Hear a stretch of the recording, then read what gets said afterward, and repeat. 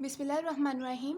The topic is method of multiplier. हमने previous videos में देखा कि अगर हमारे पास कोई भी ट्रांसपोर्टेशन मॉडल होता था उसका हम बेसिक सोल्यूशन फाइंड करने के लिए हम 3 मेथड यूज़ करते थे, जो थे नॉर्थ वेस्ट कॉर्नर मेथड, वैम और लीस्ट कोस्ट मेथड था। ठीक है, तो अब हमारे पास बेसिक सोल्यूशन तो आ जाता है।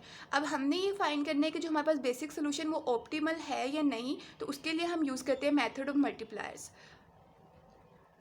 ओके, अब यहाँ पे एक ट्रांसपोर्टेशन मॉडल है, ये हमने इसका बेसिक सोल्यूशन हमने फाइंड कर लिया था। यहाँ पे आपको नज़र आ रहा होगा, यहाँ पे 5, 2, 7, 2, 8, 10 लिखा हुआ है। तो ये हमने by using the least cost method, इससे हमारे पास ये गिवन था। ठीक है, अगर आपके पास गिवन ना हो कि ये बेसिक सोल्यूशन गिवन ना हो, तो सबसे पहले आपने बेसिक सोल्यूशन फाइंड करना है उन तीनों मेथड में से किसी एक को अप्लाई करके। फिर उसके बाद आगे आपने ऑप्टिमैलिटी के लिए आपने मेथड ऑफ मल्टीप्लायर्स यूज़ करना है। ओके, ये हमारे पास बेसिक सोल्यूशन गिवन है। अब हमने सबसे पहला स्टेप हमारे पास ये होगा कि आपने यहाँ पे जो आपके पास रोज़ है, ठीक है, उसको आपने U1, U2 और U3 का नाम दे देना है, और जो कॉलम है उसको आपने V1, V2, V3 का नाम दे देना है। एंड नाउ अब हमने U1, U2 और U3 और V1, V2, V3, V4 इन ये जो हमारे पास वेरिएबल्स हैं, इनकी हमने वैल्यूज़ फाइंड करनी है। और इनकी वैल्यूज़ फाइंड करने का हमारे पास फॉर्मूला होता है UI + VJ = CIJ। मतलब U1 + V1 = अगर हम फॉर्म 1 ले रही हूँ तो हमारे पास आता है C11। जो C है यहाँ पे हमारे पास कॉस्ट है, और U1 हमारे पास ये है, और V1 हमारे पास ये है। अब आपने क्या करना है, जो U1 होगा, U1 को हमेशा आपने 0 असाइन कर देना है। ठीक है, U1 ऑलवेज हमेशा 0 होगा। ठीक है, अब आपने इस फॉर्मूले को यूज़ करते हुए U1 आपके पास क्या था, 0 प्लस V1 की वैल्यू आपको नहीं पता, वो आपने फाइंड करनी है, V1 एज इट इज़, और C11 मतलब यहाँ पे ये C11 है, ये कॉस्ट आपके पास क्या है, 19। तो यहाँ से आपके पास V1 की क्या वैल्यू आ गई, 19। तो यहाँ पे V1 आप यहाँ पे लिख दोगे 19। नाउ सिमिलरली जस्ट इस फॉर्मूले को यूज़ करते हुए वो U2, U3, V3 आपने इसकी वैल्यूज़ फाइंड कर लेनी है। ठीक है, इस फॉर्मूले को यूज़ करते हुए। बट अगर आप ये फॉर्मूला यूज़ नहीं करना चाहते तो इसकी एक शॉर्ट ट्रिक भी है इसको फाइंड करने का। वो ये है कि U1 सबसे पहले 0 ही होगा। अब आपने देखना है कि कौन कौन से आपके पास बेसिक वेरिएबल वाले ब्लॉक्स हैं। ठीक है, 5 है, ठीक है, यहाँ पर ये आपके पास 19 हो गया। और अब उसके बाद नेक्स्ट आपके पास ये एम्प्टी ब्लॉक्स हैं, तो इनके ऊपर आपने नहीं जाना। अब आप जो U1 है वो आप अब यहाँ पर आप लैंड कर सकते हो। ठीक है, इस ब्लॉक में। तो अब इसको अब आप यहाँ से आप V4 की वैल्यू फाइंड कर सकते हो, क्योंकि U1 आपके पास गिवन है। ठीक है, तो इसके लिए आपने क्या करना होता है कि जो कॉस्ट है उसमें से आपने U1 को माइनस करना होता है, और आपके पास V4 की वैल्यू आ जाएगी। तो आपके पास 10 - 0 करेंगे तो आपके पास क्या आ जाएगा, 10। ठीक हो गया। अब आप देखेंगे जब आपके पास V4 की वैल्यू आ गई, तो अब आप V4 वाला कॉलम देखेंगे कहाँ पे आपके पास बेसिक वेरिएबल हैं, तो आप उस वाले ब्लॉक्स में लैंड करें, और वहाँ से आप लोग फिर U2 और U3 की वैल्यू फाइंड कर सकते हैं। अगर हम लोग V4 वाले कॉलम में अगर हम लोग इस वाले कॉलम पे जाते हैं, तो यहाँ पे हमारे पास बेसिक वेरिएबल है, तो इसके थ्रू हम U2 की वैल्यू फाइंड कर सकते हैं, U2 की वैल्यू फाइंड कर सकते हैं। तो इसको हम कैसे फाइंड करेंगे, अगर हमने U2 की वैल्यू फाइंड करनी है तो हम इस कॉस्ट में से V4 को माइनस करेंगे तो हमारे पास U2 की वैल्यू आ जाएगी। तो 60 - 10 करेंगे तो हमारे पास यहाँ पे 50 आ जाएगा, U2। ठीक हो गया। अब सिमिलरली यहाँ से V4 की, यहाँ भी हमारे पास बेसिक वेरिएबल है एक। ठीक है, तो यहाँ से भी हम लोग इस ब्लॉक से भी हम लोग U3 की वैल्यू फाइंड कर सकते हैं। क्या करना है, सिंपल हमने इस कॉस्ट को V4 में से माइनस करना है। 20 - 10 करेंगे तो यहाँ पे हमारे पास 10 आ जाएगा।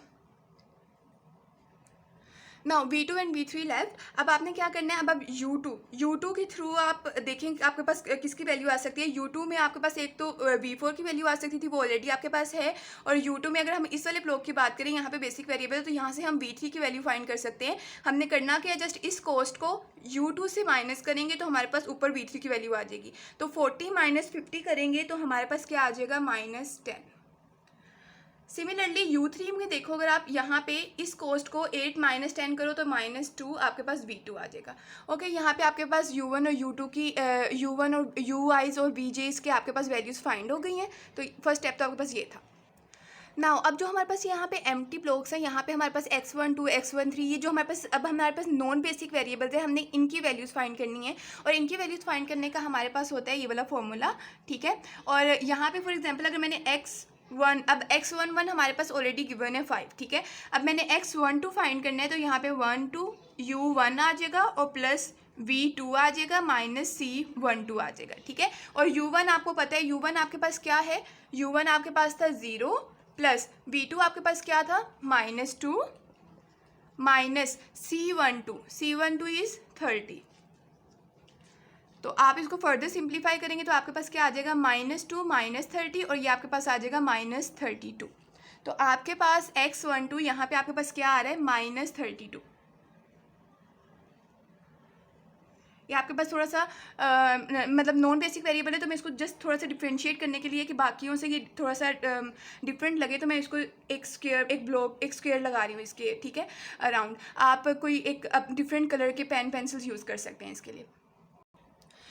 अब हम लोग नॉन बेसिक वेरिएबल्स फाइंड करें, तो बस just keep this formula in your mind और आप लोग इसको फाइंड करते रहें। डायरेक्ट भी कर सकते हैं, डायरेक्ट आप ऐसे कर सकते हैं कि आपने जस्ट क्या करना है, ये V3 और U1 को ऐड करना है और 50 में से माइनस करना है, तो आपके पास यहाँ पे ये X13 आ जाएगा, ठीक है। तो मैं -10 -50 करूँगी तो यहाँ पर मेरे पास क्या आ रहा है, -60।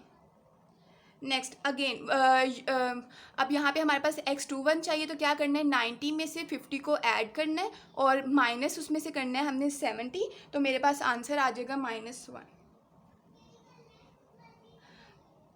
अब रिपीट करें प्रोसेस को अपने, और ये बाकी वाले जो ब्लॉक्स हैं उनको फाइंड करें। तो -2 और 50 को ऐड करें तो 48 और में से 30 को माइनस कर दें तो हमारे पास आ जाएगा 18। अगेन अब X13 के लिए क्या करना है, 19 और 10 को ऐड करना है, 29 और 29 में से 40 को माइनस कर देना है, तो हमारे पास आ जाएगा -11। और अब ये वाला ब्लॉक रह गया, इसमें हमारे पास नॉन बेसिक वेरिएबल है, इसमें क्या करना है, ये वाला दिस वन, -10 + 10 0 और ये हमारे पास आ जाएगा -70। तो ये हमारे पास नॉन बेसिक वेरिएबल्स फाइंड हो गए।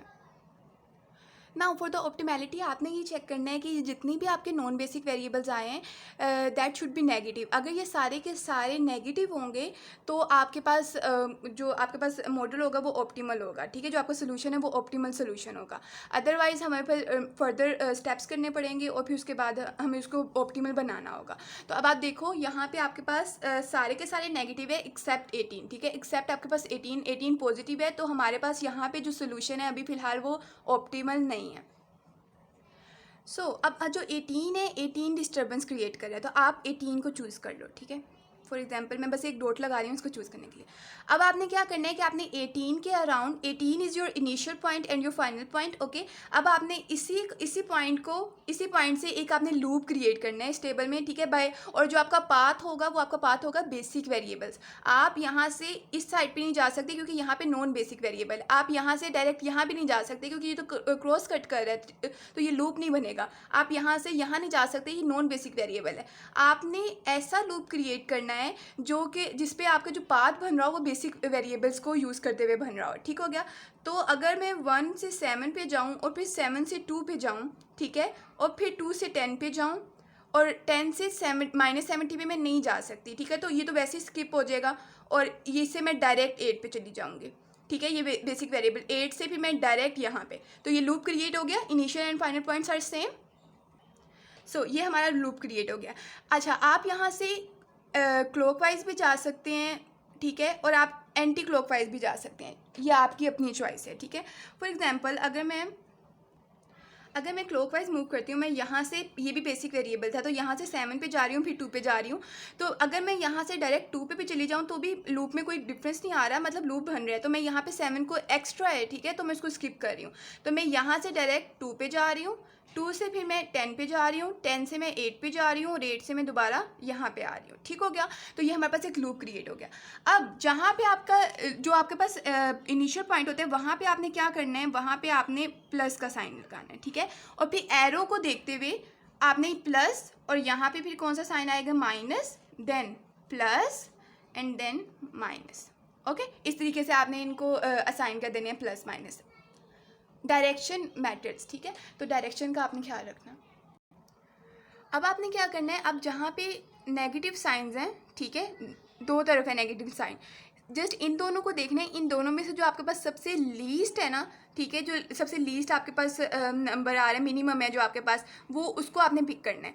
या 2 है और 8 है जिसके ऊपर नेगेटिव साइन आ रहा है, ठीक है, और हम लोग जो 2 है वो लीस्ट है 8 से, ठीक है, 8 से लेसर है, तो हम 2 को पिक करेंगे। अब 2 को हमने इसको पिक कर लिया, और हमने क्यों पिक किया, हमने इसको यूज़ करना है। और कैसे यूज़ करना है, अब ये 18 ये हमारे पास, हम इसको दरअसल चेंज करना चाह रहे हैं ना, क्योंकि इसकी वजह से हमारे पास ऑप्टिमैलिटी वाली कंडीशन नहीं फुलफिल हो रही थी। तो अब आपने क्या करना है कि ये x2 था ना, तो यहाँ पे 18 था पहले, तो अब यहाँ पे आपने इसको वो वाली मतलब वो असाइन करना है इसको, जो आपके पास माइनस में जो सबसे लीस्ट वाला जो आपके पास मिनिमम आ रहा होता है, उसको आपने असाइन कर देना है। जहाँ पे आपके पास इनिशियल और फाइनल पॉइंट होता है, उसको आपने वो वाली वैल्यू असाइन कर देनी है, ठीक है। तो x2 यहाँ पे आपने 2 असाइन कर देना है। अब यहाँ पे आपके पास 2 था और यहाँ पे माइनस था, तो अब यहाँ से आपने 2 को माइनस कर देना है, तो यहाँ पे 0 आ गया। यहाँ पे 10 था, और प्लस 10 में हम क्या प्लस करेंगे, जो हमने 2 पिक किया हुआ है उसी को प्लस करेंगे, तो ये यहाँ पे से हमारे पास 10 की जगह पे क्या बन जाएगा, 12 बन जाएगा, ठीक है। और यहाँ पे 8 माइनस है, और माइनस हम इसमें क्या करेंगे, माइनस हम करेंगे जो हमने 2 को पिक किया हुआ है वो हम इसमें से माइनस करेंगे, तो हमारे पास 6 आ जाएगा, ठीक है। तो ये हमारे पास यहाँ पे 8 की जगह 6 आ गया। ओके नाउ, अब आपने एक और टेबल बनाना है, ठीक है। वहाँ पे आपने कॉस्ट लिख ली सारी की सारी। अब जहाँ जहाँ पे आपके पास चेंजेस आ रही है ना, सबसे पहले आपने उस ब्लॉक को फिल करना है। अब यहाँ पे x2 की जगह पे 18 की जगह पे क्या आ गया था, 2, तो सबसे पहले अब हम यहाँ पे 2 लिखेंगे, ठीक हो गया। और यहाँ पे पहले 10 था, अब ये 12 बन गया, तो यहाँ पे जहाँ जहाँ पे चेंजेस आ रही है ना, सबसे पहले उसको लिखना है आपने। और यहाँ पे 6 था, एंड देन यहाँ पे हमारे पास 0 आ रहा था,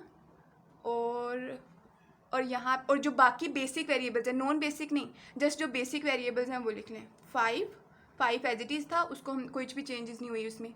और हमारे पास बेसिक वेरिएबल 2 था और 7 था।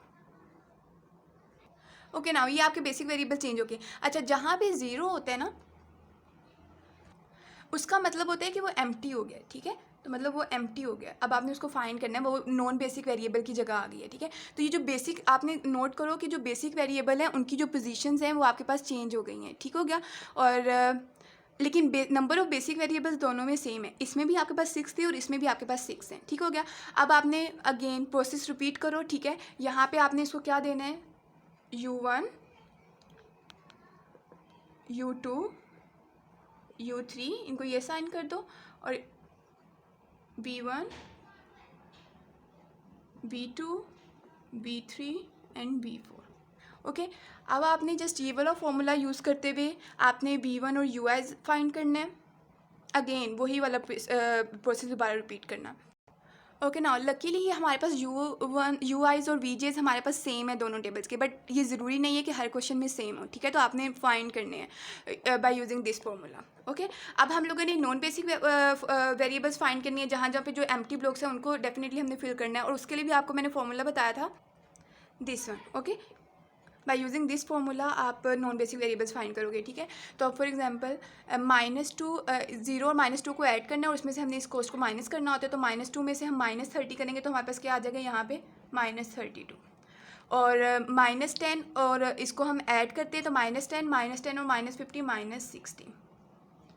नेक्स्ट 19 और 15 को हम ऐड करेंगे, तो हमारे पास 69 और -70 -1। फर्दर यहाँ पे हमारे पास -10 और +50, ये हमारे पास क्या आता है, +40, और +40 और -60 हमारे पास क्या आता है, -20। नो, ये हमारे पास इज़ इक्वल टू है, माइनस नहीं है, सॉरी। तो ये 10 + 50 60, और 60 - 60, तो यहाँ पे हमारे पास 0 आ रहा है, ठीक है। यहाँ पे हमारे पास 0 आ रहा है। और नेक्स्ट हमारे पास ये है 19 + 10 29, और 29 - 40 करेंगे, तो हमारे पास आ जाएगा -11। और अब ये वाला लास्ट ब्लॉक -10 और +10 0, और -70 आ गया। नाउ सी, जितने भी हमारे पास नॉन बेसिक वेरिएबल्स हैं, दिस वन दिस, ये ठीक है, ये सारे के सारे हमारे पास क्या हैं, ऑल आर नेगेटिव्स, ठीक है। तो इसका मतलब हमारे पास जो अब सोल्यूशन है वो हमारे पास सोल्यूशन ऑप्टिमल हो गया, तो यहाँ पे हमने स्टॉप कर देना। अगर यहाँ पे भी अब दोबारा हमारे पास इन केस अगर कोई पॉजिटिव आ जाता नॉन बेसिक वेरिएबल, तो हम फिर से लूप क्रिएट करते और फिर आगे से फर्दर प्रोसेस करते, जैसे हम लोगों ने यहाँ पे किया था, ठीक हो गया।